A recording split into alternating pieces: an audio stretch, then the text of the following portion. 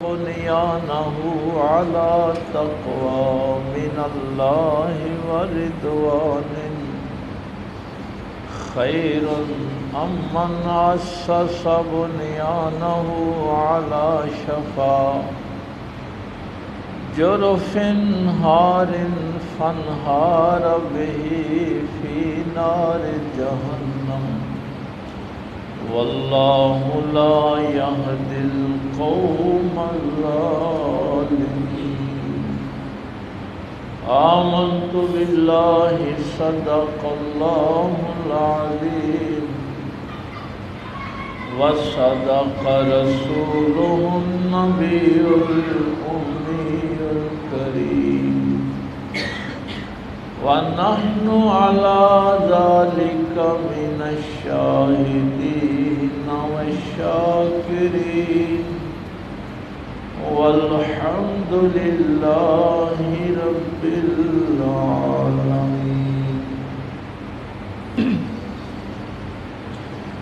نہایت واجب الاحترام معزز سامعین، بزرگ و دوست و عزیز بھائیوں،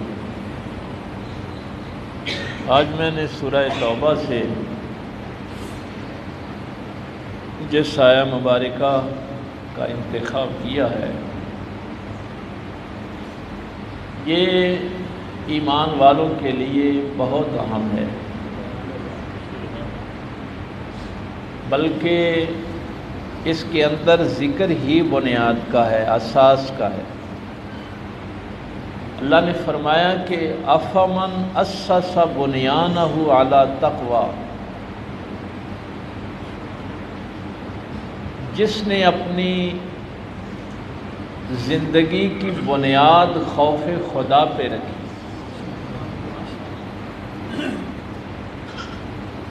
کوئی بھی آپ عمارت بناتے ہیں تو اس کی بنیاد کی بات ہو رہی ہے کہ عمارت کی بنیاد، اپنی زندگی کی بنیاد، ظاہر ہے اس عمارت کی جو بنیاد ہے وہ تو آپ نے اینٹ اور سریے پہ رکھنی ہے نا۔ جب تقوی کی بات آئے گی تو وہ زندگی کی عمارت ہوگی۔ تو اللہ فرماتا ہے کہ جس نے اپنی عمارت کی بنیاد خوف خدا پہ رکھی، تقوی پہ رکھی، من اللہ، اللہ کے لیے، ورضوان، اور اللہ کی رضا پہ رکھی، خیر، وہ بہتر ہے، امن اسس بنیانہ علی شفا جرف، اس شخص سے جس نے اپنی زندگی کی بنیاد، اپنی عمارت کی بنیاد ایک کھائی کے کنارے پہ رکھی۔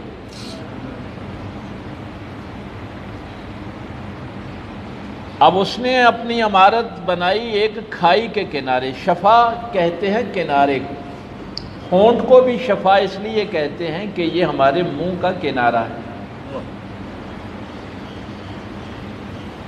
اب اللہ فرماتا ہے فنہارا فی نار جہنم، وہ اپنی اس عمارت سمیت جہنم کے گڑھے میں گر گیا۔ واللہ لا یہدی القوم الظالمین، اور اللہ تعالیٰ ظالموں کو ہدایت نہیں دیتا۔ تو شاید آپ کو یاد ہے یا نہیں یاد کہ آپ مسلمان کب ہوئے تھے؟ تاریخ کسی کو یاد ہو کہ میں نے اپنی زندگی کی جو عمارت ہے اس کی بنیاد شعوری طور پہ کب رکھی تھی؟ کسی بندے کو نہیں یاد؟ اسی لیے جب ہمارے پاس کوئی بیعت ہونے کے لیے آتا ہے تو ہم شعوری طور پہ اس کو بیعت بعد میں کرتے ہیں، کلمہ بعد میں پڑھاتے ہیں، پہلے اس کو یہ کہتے ہیں کہ اس جسم پر تم نے اللہ اور اس کے رسول کے احکامات کو نافذ کرنا ہے۔ شعوری طور پہ، سوچ کے طور پہ۔ اب ہم اور اسی ہم جب قرآن پڑھتے ہیں نا تو لوگ کہتے ہیں جی کہ دیکھو جی قرآن میں حکم آیا ہے ایمان والو روزے رکھو، ایمان والو زکوٰۃ دو، ایمان والو نماز پڑھو، تو کسی پہ اثر کیوں نہیں ہوتا؟ بھائی اثر اس پہ ہونا ہے جس نے اپنی زندگی کی بنیاد ایمان پہ رکھی ہے۔ جس نے ابھی تک بنیاد ہی نہیں رکھی اس پہ قرآن کا کیا اثر ہوگا؟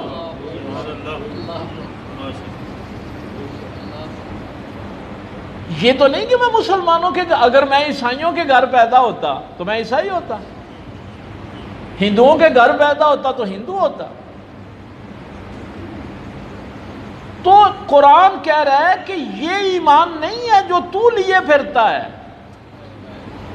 کہیں بیٹھ اور اللہ سے یہ عہد کر کہ مولا کریم میں تیرے احکامات کے مطابق زندگی بسر کروں گا، وہ ہے اصل میں ایمان۔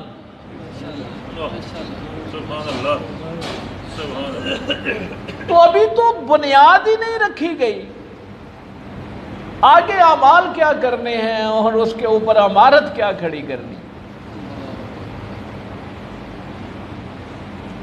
تو پہلے اگر نہیں یاد تو اب کسی دن بیٹھ کے اپنے اللہ سے یہ عہد کر لیں کہ مولا کریم میں اپنی زندگی کی بنیاد اسی لمحے تقوی پہ رکھ رہا ہوں اور تیری رضا پہ رکھ رہا ہوں۔ پہلے بنیاد، پہلی اینٹ تو رکھے نا۔ کیوں؟ یہ اس موضوع پہ اگر میں بھول گیا تو مجھے یاد کروا دینا، آج کل وہ مجھے بھولنے کی بڑی عادت ہو جاتی ہے۔ یہاں ہم 3 چیزیں ڈسکس کریں گے۔ ایک تو یہ بنیاد ہے جسے منزل کہتے ہیں، اور پھر اس منزل تک پہنچنے کی کوشش وہ بھی تقوی کی بنیاد پہ ہو، اور پھر اس کے لیے آپ نے جو ذرائع استعمال کرنے ہیں وہ بھی حلال کے ہوں۔ تو یہ 3 چیزیں ہوں گی اس موضوع میں کہ آپ کی جو منزل ہے وہ بھی آپ کو پتا ہو کہ وہ تقوی ہے، پرہیزگاری ہے، اللہ کی رضا ہے۔ اس تقوی تک پہنچنے کے لیے میں نے جو کوشش کرنی ہے وہ کوشش بھی اللہ رسول کے حکم کے مطابق، اور اس کے لیے میں نے جو ذرائع استعمال کرنے ہیں وہ بھی اللہ رسول کے حکم کے مطابق۔ اب پہلا جملہ ہے افمن اسس بنیانہ علی تقوی، وہ شخص جس نے اپنی زندگی کی یہ جو عمارت ہے اس کی بنیاد رکھی تقوی پہ، خوف خدا پہ۔ تو میں نے تقوی کی جو پہلی سیڑھی ہے وہ رمضان المبارک میں آپ کو عرض کر دی تھی، چونکہ روزے کا مطلب بھی تقوی تھا نا، کہ روزے رکھو تاکہ تم متقی بن جاؤ۔ تو جو تقوی کی پہلی سیڑھی ہے جہاں سے تقوی شروع ہونا ہے، یہ جو پہلی اینٹ ہے بنیاد کی، وہ کیا ہے؟ اللہ کے حلال کو حلال سمجھنا اور اللہ کے حرام کو حرام سمجھنا۔ یہاں سے تقوی شروع ہوتا ہے۔ تو اب جب میں اللہ کے ساتھ یہ وعدہ کروں گا، یہ سوال تو آپ شاید حیران ہوں کہ میں نے یہ سوال پوچھا کہ آپ میں سے کسی کو یاد ہے کہ آپ مسلمان کب ہوئے تھے؟ کسی دن بیٹھ کر اپنے اللہ سے وعدہ کیا تھا کہ مولا آج کے بعد تیرے حلال کو حلال سمجھوں گا اور تیرے حرام کو حرام سمجھوں گا؟ کوئی دن یاد ہے کہ میں نے اپنے اللہ سے یہ وعدہ کیا ہو؟ اور یہ کام کیوں کروں گا؟ تیری رضا کے لیے، تاکہ تو راضی ہو جائے۔ اب اس کے مقابلے میں فرمایا یہ بندہ بہتر ہے جس نے بنیاد تقوی اور رضا الہی پہ رکھی، اس شخص سے جس نے اپنی زندگی کی بنیاد ایک کھائی کے کنارے پہ رکھ دی، ایک گڑھے کے کنارے پہ رکھ دی، کفر اور شرک پہ رکھ دی، وسوسے پہ اپنی بنیاد رکھی، شک پر اپنے ایمان کی بنیاد رکھی، جھوٹ اور بددیانتی پہ اپنی رکھی۔ اب یہ معاملہ بڑا عجیب ہے، اللہ نے یہ نہیں فرمایا کہ امارت اس کی نہیں بنے گی، امارت دونوں کی بنے گی۔ بھائی جس کی بنیاد مضبوط ہے وہ بھی امارت بنے گی، اور جس نے جھوٹ پر، وسوسوں پہ، شک پہ، شیطانی کاموں پہ، سازشوں اور شرارتوں پہ اپنی بنیاد رکھی زندگی کی، امارت اس کی بھی بنے گی، لیکن یہ امارت تقوی والی قائم رہے گی اور وہ اپنی امارت سمیت جہنم کے گڑھے میں چلا جائے گا۔ بس یہ فرق ہے، اس کی امارت قائم نہیں رہے گی۔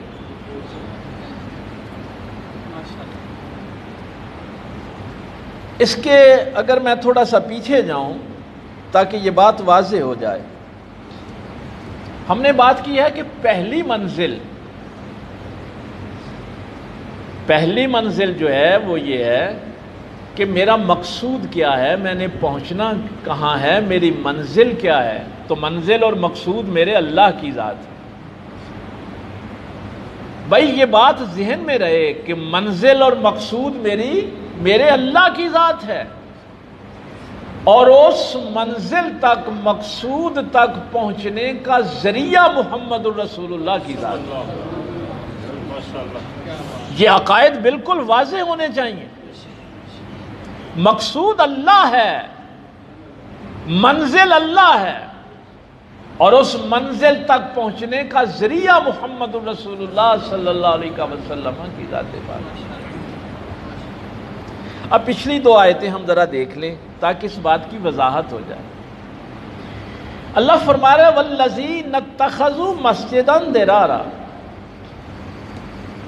وہ لوگ جنہوں نے مسجد بنائی ضد کی بنیاد پہ۔ اب یہ آیت ذہن میں رہے تاکہ ہم ان تینوں آیتوں کو دیکھیں۔ مسجد بنانا اچھا کام ہے نا، بلکہ اتنا اچھا کام ہے کہ نبی پاک صلی اللہ علیہ وسلم نے فرمایا کہ جو بندہ مسجد سے محبت کرے اس کے ایمان کی گواہی دے دیا کرو۔ لیکن قرآن کہہ رہا ہے کہ اگر یہی مسجد، اتنا بڑا نیکی کا کام، کوئی ضد کی وجہ سے کرتا ہے، وَكُفْرًا، حق کو چھپانے کے لیے کرتا ہے، کفر کی وجہ سے کرتا ہے، وَتَفْرِيقًا بَيْنَ الْمُؤْمِنِينَ، یا مومنوں میں تفرقہ ڈالنے کے لیے کرتا ہے۔ یہ مسجد جس بندے نے ان مقاصد کے لیے مسجد بنائی کہ اس مسجد ہم نے فلاں کی ضد میں بنائی ہے، کسی مسلک کی ضد میں، کسی برادری کی ضد میں، کسی پیر کی، مولوی کی ضد میں، جو ضد میں بنائی گئی ہے، یہ مسجد کتنی اچھی چیز ہے، لیکن یہ بھی عمارت سمیت جہنم میں چلی جائے گی، چونکہ بنیاد ضد ہے نا، بنیاد کفر ہے، اور بنیاد یہ ہے کہ مومنوں کے درمیان تفرقہ ڈالا جائے۔ تفریقاً بین المومنین وارصادا لمن حارب اللہ ورسولہ من قبل، اور ان لوگوں کو پناہ دینے کے لیے یہ مسجد بنائی گئی جو پہلے ہی اللہ اور اس کے رسول کے دشمن تھے۔ یعنی قرآن کہہ رہا ہے کہ کچھ مسجدیں اس لیے بھی بنائی جائیں گی تاکہ لوگ سمجھیں کہ یہ مسجد ہے اور وہاں پہ دہشت گرد پل رہے ہوں گے، اللہ رسول کے دشمنوں کی وہ پناہ گاہ ہوگی۔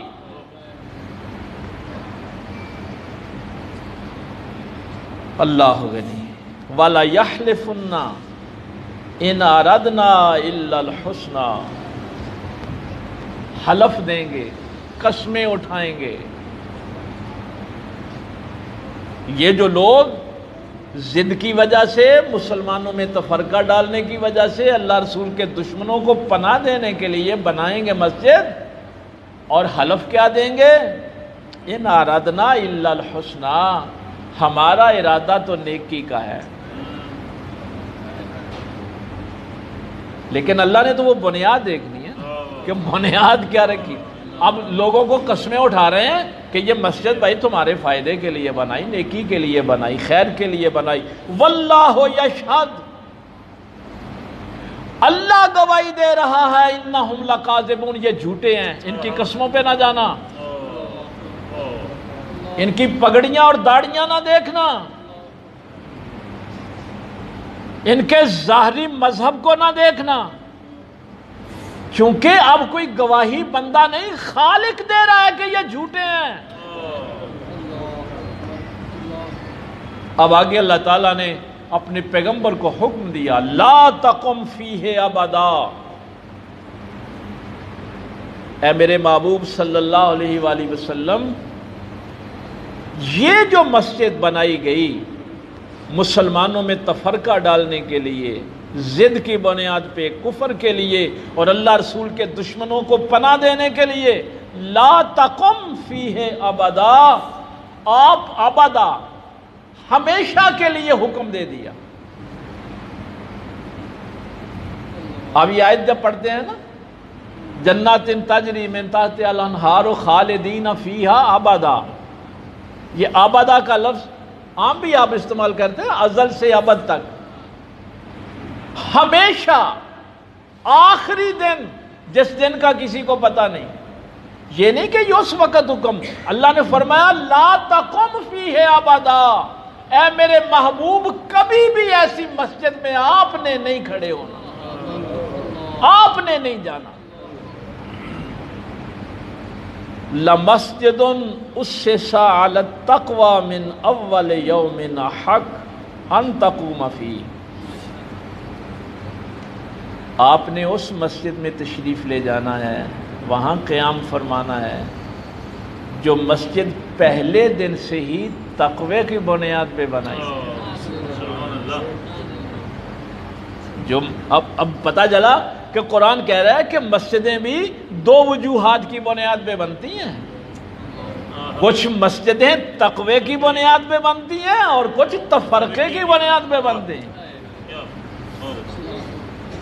اور اللہ کے رسول کس مسجد میں آتے ہیں جو تقوی کی بنیاد پہ بنتی ہے۔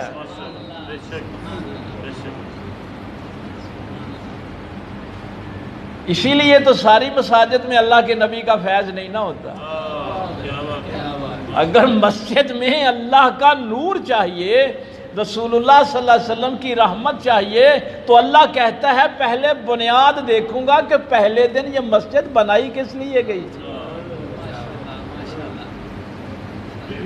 خالد صاحب جب پہلے دن میرے پاس گئے نا کہ یہاں مسجد کی جگہ ہے، تو میں نے ان سے پہلے دن یہ بات کہی تھی، میں نے کہا چلو یہ فرد لے کے آئے، میں نے کہا اگر یہ مسجد بنانی ہے تو پہلے یہ نیت کرو کہ یہ مسجد مسلمانوں کے لیے ہوگی، کسی فرقے کے لیے نہیں ہوگی،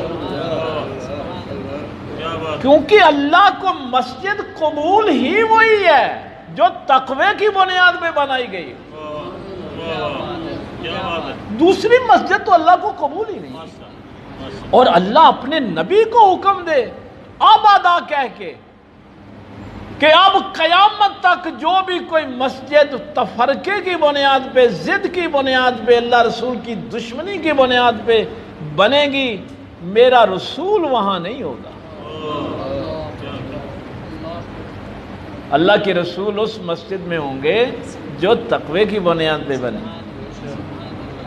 فیہ رجال یحبون ان یتطہروا، اللہ، دو باتیں یہاں قرآن نے بیان فرمایا میرے محبوب یہ جو پہلے دن سے ہی تقوی کی بنیاد پہ مسجد بنی ہے اس میں تشریف لے جائیے، یہاں لوگوں کو فیض یاب کیجئے۔ فیہ رجال، اس مسجد کے جو رجال ہیں نا، جو لوگ ہیں جنہوں نے تقوی کی بنیاد پہ مسجد بنائی ہے، یحبون ان یتطہروا، یہ محبت کرتے ہیں پاکیزگی کے ساتھ۔ انہوں نے کیوں تقوی کی بنیاد پہ مسجد بنائی؟ اس لیے کہ یہ پاکیزگی سے محبت کرتے ہیں، واللہ یحب المطہرین، اور اللہ بھی پاکوں سے ہی محبت کرتا ہے، پلیتوں سے نہیں کرتا۔ سبحان اللہ، سبحان اللہ۔ وہ جن کی سوچ ہی شرارت والی تھی، اللہ ان سے وہاں کیا کہا تھا؟ واللہ لا یہدی القوم الظالمین، اللہ ان ظالموں کو ہدایت نہیں دیتا۔ اور یہاں فرمایا کہ اللہ ان سے محبت کرتا ہے اس لیے کہ یہ پاک رہنا چاہتے ہیں، ظاہری طور پہ بھی پاک رہنا چاہتے ہیں اور فکری طور پہ بھی پاک رہنا چاہتے ہیں۔ اب یہ بنیاد بھی ذہن میں رہے گی نا کہ تقوی اختیار ہی وہی کرے گا جس کی خواہش یہ ہو کہ میں ظاہری طور پہ بھی پاک رہوں اور فکری طور پہ بھی پاک رہوں۔ ایک محقق کا بڑا جملہ یقین جانیے اس وقت میرے ذہن میں آیا ہے، ویسے وہ کلین شیو آدمی ہے، لوگ اس کو ایسا بڑا مسلمان نہیں سمجھتے، لیکن ایک دن کسی نے اس سے پوچھا تھا کہ مسلمان کسے کہتے ہیں؟ اس نے کہا میرے نزدیک مسلمان وہ ہے جن کی گلیاں بھی صاف ہوں، جن کے ذہن بھی صاف ہوں۔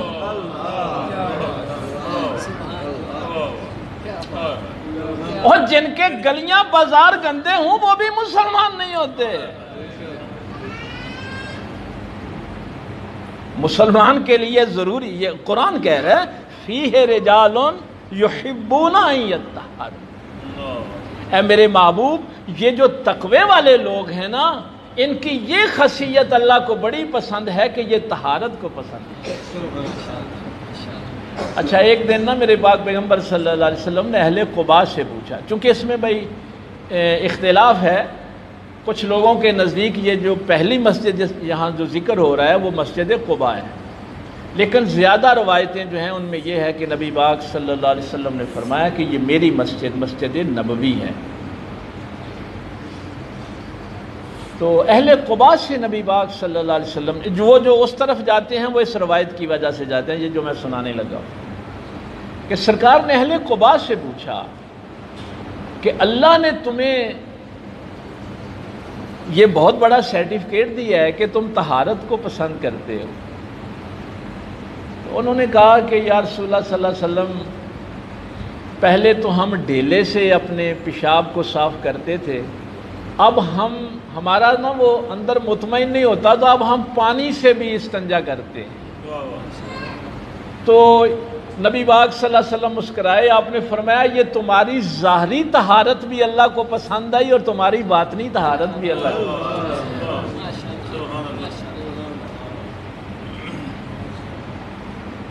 اب یہ اس کا جو سبب نزول ہے، یہ ابو عامر یہ راہب تھا، اب یہ مدینہ شریف آ کے نا اس نے ظاہر ہے اس دور میں مذہب کی طرف عیسائی اور یہودیوں کے یہ جو مذہبی رہنما تھے، اور شروع سے ہی لوگ ظاہر ہے مذہب کی ایک عظمت ہوتی ہے، ایک عزت ہوتی ہے، احترام ہوتا ہے، تو اس کی مدینے میں بڑی عزت تھی، بڑا احترام۔ ایک بات میں آپ کو بتانے لگا ہوں خصوصی، کہ جب بھی کسی بھی جگہ آپ قرآن کریم کا مطالعہ کریں، انبیاء کرام تشریف لائے، تو نور نبوت کے سامنے جن لوگوں کے راز فاش ہوئے اور جن کو سب سے زیادہ تکلیف ہوئی یہ مذہبی رہنما تھے، جنہوں نے مذہب کا لبادہ اوڑھ کے لوگوں کو اللہ سے دور کیا ہوا تھا۔ اب چونکہ یہ بھی اپنے آپ کو راہب کہتا تھا، لیکن جب سرکار تشریف لائے تو نور نبوت کے سامنے اس کے اصلی راز کھلنے شروع ہو گئے۔ کسی تو بتانا مجھے جہالت میں طاقت نہیں ہوتی، یہ بات ذہن میں رکھیں، طاقت ہمیشہ نور میں ہوتی ہے، روشنی میں ہوتی ہے، علم میں ہوتی ہے۔ جاہل کو تھوڑی دیر گالیاں دینے دیں، بکڑوار کرنے دیں، وہ چند منٹوں میں خاموش ختم ہو جائے گی طاقت۔ یقین جانیے، ہم تو جلدی میں پڑ جاتے ہیں نا۔ جاہل کے لیے یہی سب سے مسئلہ ہوتا ہے کہ اس کے پاس طاقت نہیں ہے۔ تو یہ بھی بے بس ہو گیا۔ اب اس نے پہلے، میں مختصر کرنے لگا ہوں، غزوہ احد میں مسلمانوں کے خلاف لڑا، پھر یہ ہر جنگ میں مسلمانوں کی مخالفت کرتا رہا۔ یہ جو مسجد جس کا ذکر ہے، نبی پاک صلی اللہ علیہ وسلم کے پاس یہ منافقین آئے، اس نے خط لکھا تھا ملک شام سے کہ اب ہم مسلمانوں کا مقابلہ تو نہیں کر سکتے، ایسا کرو کہ یہ قباء کے نزدیک یہ مسجد ضرار جسے کہتے ہیں، یہاں پہ ایک مسجد بنا دو، اور میری خط و کتابت تمہاری اسی مسجد میں ہوا کرے گی، اور میرے جو نمائندے، یہ جو آگے ہے نا، ارشاد لمن حارب اللہ ورسولہ من قبل، یہ جو پہلے ہی پیغمبر سے لڑتے رہے ہیں ان کو پناہ دینے کے لیے بنائی گئی۔ اس نے کہا کہ میں بھی تمہیں اسی مسجد میں آ کے ملا کروں گا، میرے نمائندے بھی تمہیں یہاں ملا کریں گے۔ اب یہ منافقین آ گئے پاک پیغمبر صلی اللہ علیہ وسلم کے پاس، آگے جو قرآن نے کہا والا یحلفن، اب قسمیں اٹھانا شروع کر دیں، یا رسول اللہ صلی اللہ علیہ وسلم ہماری نیت بہت اچھی ہے، ہم چاہتے ہیں کہ یہ جو بیمار صحابہ ہیں، جو بزرگ ہیں، موسم خراب ہوتا ہے، دور مسجد میں نہیں جا سکتے، قریب نماز پڑھ لیں گے، تو اگر آپ تشریف لے آئیں، ایک نماز اس مسجد میں پڑھیں تو برکت ہو جائے گی۔ اور بھائی کبھی اس دھوکے میں بھی نہ آنا، یہ قرآن کہہ رہا ہے، یہ قسمیں اٹھائیں گے۔ اور اللہ نے بھی واللہ یشہد، اللہ گواہی دیتا ہے کہ یہ جھوٹ بول رہے ہیں، انہم لکاذبون۔ تو سرکار نے فرمایا کہ اچھا ابھی تو میں غزوہ تبوک پہ جا رہا ہوں، واپسی پہ دیکھوں گا۔ تو واپسی پہ پھر یہ آیت نازل ہو گئی، لا تقم فیہ ابدا، اے محبوب کبھی بھی ایسی مسجد میں آپ نے کھڑے نہیں ہونا، قیام نہیں فرمانا، نماز نہیں پڑھنی۔ تو سرکار نے حکم دیا کہ اس مسجد کو گرا دو۔ تو پھر پہلی چھڑی میرے پاک پیغمبر صلی اللہ علیہ وسلم نے وہ مسجد کو ماری۔ تو کہیں مسجدیں بنانا ثواب کا کام ہے، کہیں گرانا ثواب کا کام ہے۔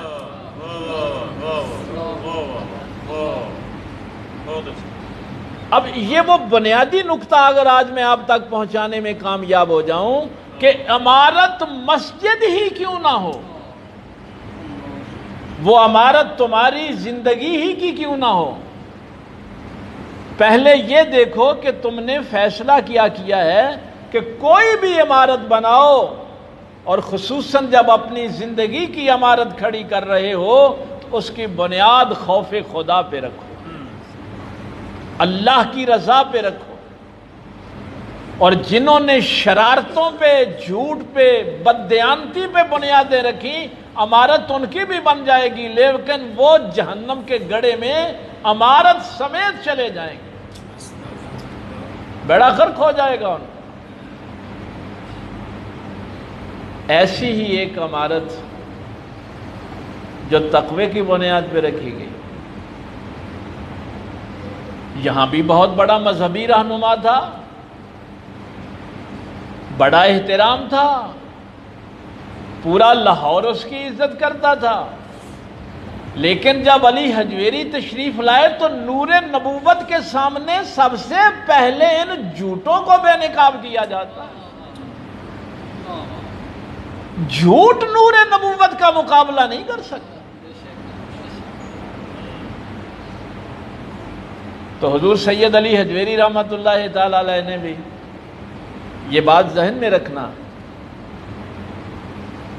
کہ نبیوں کا ذکر عبادت ہے، بے شک بے شک، اور اللہ کے ولیوں کا ذکر نزول رحمت ہے۔ جہاں اللہ کے ولیوں کا ذکر ہوتا ہے وہاں رحمتوں کا نزول ہوتا ہے۔ اور گناہوں کا کفارہ ہوتا ہے۔ اب یہ آیت ذہن میں رہے اور ہم حضور داتا علی حجویری رحمۃ اللہ تعالی علیہ کی بارگاہ میں ہدیہ عقیدت پیش کر کے اپنی بات کو اختتام پہ، چونکہ وقت میں نے دیکھا ہو گیا، کہ ایک عمارت وہ ہے جو تقوی کی بنیاد پہ بنے گی، وہ قائم رہے گی، اور جو عمارت جھوٹ کی بنیاد پہ ہوگی، کفر کی بنیاد پہ ہوگی، وہ جہنم میں اپنے ساتھیوں سمیت عمارت بھی غرق ہوگی، بندے بھی غرق ہو جائیں گے۔ اور سب سے بڑی بات، ان ظالموں کو اللہ ہدایت نہیں دیتا۔ تو حضور داتا صاحب بھی تشریف لائے تو آپ نے بھی یہاں مسجد کی بنیاد رکھی۔ یہ راوی کا کنارہ تھا جہاں آپ نے آ کے ڈیرا لگایا۔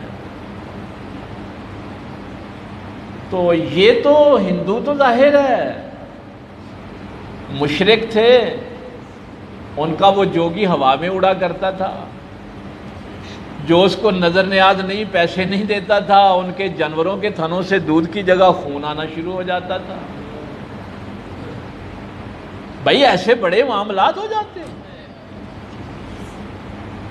یہ شیطانی طاقت جب سامنے آتی ہے تو یہی تو انسان کا امتحان ہوتا ہے۔ اور ہمارے مسلمان بھی اس ہندو کے پیچھے لگے ہوئے تھے۔ تو حضور سید علی حجویری رحمۃ اللہ تعالی علیہ نے وہ جو نور نبوت آپ کو عطا ہوا تھا، جس کے فیض سے یہ پورا پنجاب روشن ہوا، اسلام کی روشنی پھیلی، انہوں نے لوگوں کو یہی بتایا کہ کوئی ہوا میں اڑنے سے بڑا نہیں ہوتا، کوئی اللہ کا ولی نہیں ہوتا،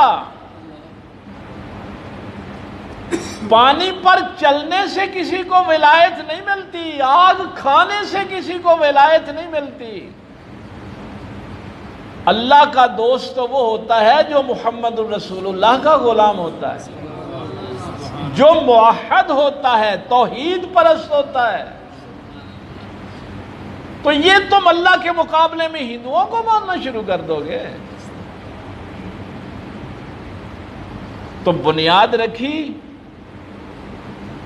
1000 سال سے اوپر ہو گئے، جو تقوی کی بنیاد پہ مسجد بنی تھی وہ آج بھی قائم ہے۔ اللہ کا وعدہ ہے نا، بھائی اللہ کا وعدہ ہے، جو تقوی کی بنیاد پہ بنے گی وہ قائم رہے گی۔ اور وہ جو ہندو جوگی ان کے مقابلے میں آیا تھا، یا جو کچھ مسلمان بھی آئے تھے، وہ جگہ بھی وہاں موجود ہے۔ وہ ہندوؤں کے کہنے پہ مسلمانوں نے بھی کہا وہ دیکھو جی انہیں تو مسجد ہی ڈنگی بنا دیتی ہیں، اس جگہ کی جا کے زیارت کریں، وہ جگہ بھی موجود ہے۔ تو آپ نے فرمایا کہ اچھا صبح پھر نماز یہاں ہماری مسجد میں ادا کرنا۔ وہ بڑے بڑے مولوی سارے آ گئے۔ تو جب حضور داتا صاحب کے پیچھے فجر کی نماز کی نیت کی نا تو خانہ کعبہ سامنے نظر آیا۔ سبحان اللہ، سبحان اللہ۔ فرمایا تمہارے قبلے غلط ہیں یا میرا قبلہ غلط ہے؟ اور جس کا قبلہ تقوی اور پرہیزگاری ہو اس کا قبلہ غلط نہیں ہوتا۔ سبحان اللہ۔ وہ تو خواہش نفس میں بھی نہیں آتے۔ اچھا ایک وقت ایسا آیا کہ حضور داتا صاحب نے اپنا مدرسہ بند کر دیا۔ کچھ لوگوں نے کہا کہ حضور لوگ یہاں استفادہ کرتے تھے، لوگ آ کے علم حاصل کرتے تھے، تو آپ نے یہ اپنا ادارہ بند کر دیا۔ آپ نے فرمایا میرا نفس آج کل مجھے یہ کہہ رہا تھا کہ تیری کیا بات ہے، اتنے تیرے شاگرد ہیں، اتنے تیرے مرید ہیں، تو میں نے اپنے نفس کے علاج کے لیے یہ سارا کچھ بند کر دیا ہے کہ نہیں، جو کچھ بھی ہے میرے اللہ اور میرے رسول کی ذات۔ سبحان اللہ۔ بھائی میں بھی اسی در کا فقیر ہوں، آپ بھی اسی در کے فقیر ہیں، ہم سارے فقیر ہیں۔ میں کوئی استاد نہیں ہوں، میں کوئی معلم تو نہیں ہوں، بس صرف ایک فقیر کی ڈیوٹی لگ گئی کہ باقی فقیروں کو یہ آیت پڑھ کے سنا۔ تعلیم تو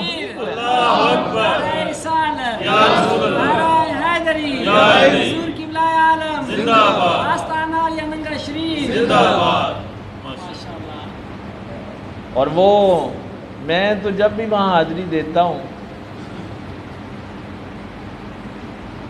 تو علامہ اقبال نے جو خراج عقیدت پیش کیا تھا وہ بہت کمال کا کیا کہ انہوں نے کہا خاک پنجاب از دمے او زندہ گشت، صبح ما از مہر او تابندہ گشت۔ اے علی حجویری، پنجاب کی زمین اگر زندہ ہے تو آپ کے نام سے زندہ ہے۔ خاک پنجاب میں وہ زندہ گشت، یہاں کے سورج چاند ستارے بھی آپ ہی کی وجہ سے روشن۔ کیوں؟ یہ نبی پاک کا نور آپ ہی یہاں لے کے آئے۔ سید حجویر مخدوم امم، اے حجویر کے سید و سردار، آپ امت کے مخدوم ہیں۔ نبی پاک صلی اللہ علیہ وسلم کی حدیث پاک پتہ ہے کیا ہے؟ من خادمہ خدمہ، جس نے خدمت کی وہی مخدوم ہوا۔ مخدوم وہ ہوتا ہے جس کی خدمت کی جائے، اور اللہ کے پیغمبر فرما رہے ہیں مخدوم بعد میں بنتا ہے، پہلے خادم ہوتا ہے۔ من خادمہ خدمہ، جس نے خدمت کی وہی مخدوم ہوا۔ سید حجویر مخدوم امم، مرقد او پیر سنجر راہرم۔ تیری قبر کی میں کیا تعریف کروں، تیری قبر کو تو وہ حجویر کا شہنشاہ خواجہ اجمیری معین الدین چشتی اجمیری رحمۃ اللہ تعالی علیہ، جس نے لاکھوں لوگوں کو دائرہ اسلام میں داخل کیا، ہائے ہائے مرقد او پیر سنجر راہ حرم، وہ تیری قبر کو اپنا حرم سمجھتا ہے اور کہتا ہے نا کساں پیر کامل کاملاں را گنج بخشے فیض عالم مظہر۔ مولانا اشرف علی تھانوی صاحب کی کتاب ہے جمال الاولیاء۔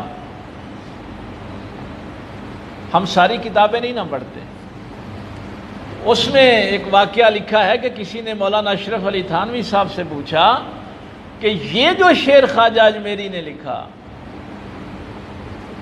گنج بخشے فیض عالم مظہر نور خدا، کہ عالم کو خزانے بانٹنے والا، یہ اللہ کے نور کا مظہر ہے۔ بھائی نور تو اللہ کا ہے نا۔ وہ میں نے شاید کسی موقع پہ آپ سے کہا تھا کہ بات صرف اتنی سی ہے کہ اللہ کے نور کا جلوہ یا محمد میں نظر آئے گا یا محمد کے غلاموں میں نظر آئے گا۔ بھائی جلوہ تو ظاہر ہے، انہی میں سے ہی دیکھنا ہے۔ تو یہ مظہر نور خدا آج بھی خزانے تقسیم کر رہے ہیں۔ تو مولانا اشرف علی تھانوی صاحب کتاب جمال الاولیاء، آپ نے فرمایا جتنی جلدی فیض میں نے داتا صاحب کی قبر سے لیا ہے کسی اور جگہ سے لیا ہی نہیں۔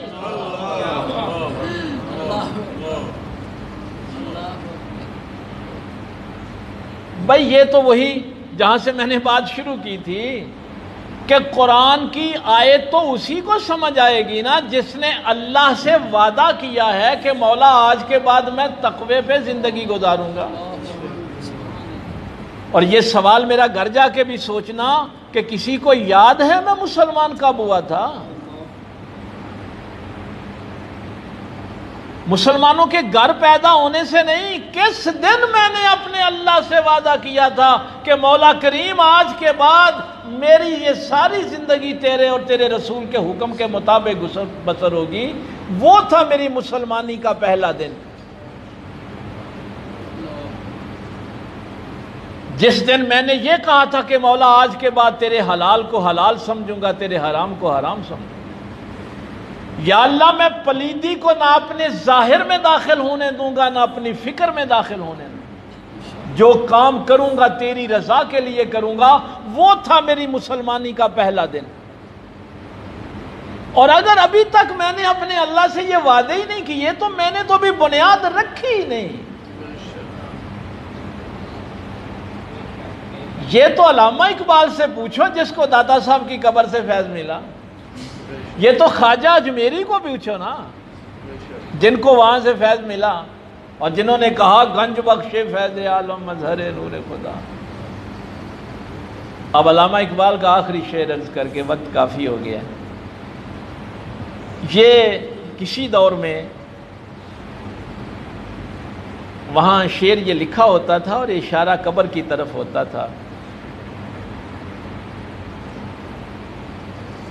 کیمیا پیدا کن از مشتغلے بوسہ زن براستان کاملے۔ یہ علامہ اقبال کا شعر۔ علامہ اقبال فرماتے تھے کہ اگر تو چاہتا ہے کہ تیرے ہاتھ کو مٹی لگے اور کیمیا سونا بن جائے، کیمیا پیدا کن از مشتغلے، تیرے ہاتھ میں مٹی لگے اور سونا بن جائے، بوسہ زن براستان کاملے، آ اس کامل کے در پہ بوسہ دے، اللہ تجھے یہ طاقت بھی عطا کر دے۔ اور اس کے بعد پھر فرمایا تھا کون اندازہ کر سکتا ہے اس کے زور بازو کا۔ اس کے بعد علامہ اقبال نے حضور سید علی حجویری رحمۃ اللہ تعالی علیہ کی قبر انور کی طرف اشارہ کر کے کہا تھا کون اندازہ کر سکتا ہے اس کے زور بازو کا، نگاہ مرد مومن سے بدل جاتی ہے تقدیر۔ وہ جس کی نگاہ نے اس بر صغیر کو اللہ کی روشنی سے ایمان کے نور سے منور کر دیا، اس کے بازو کی طاقت کا کون اندازہ کر سکتا ہے؟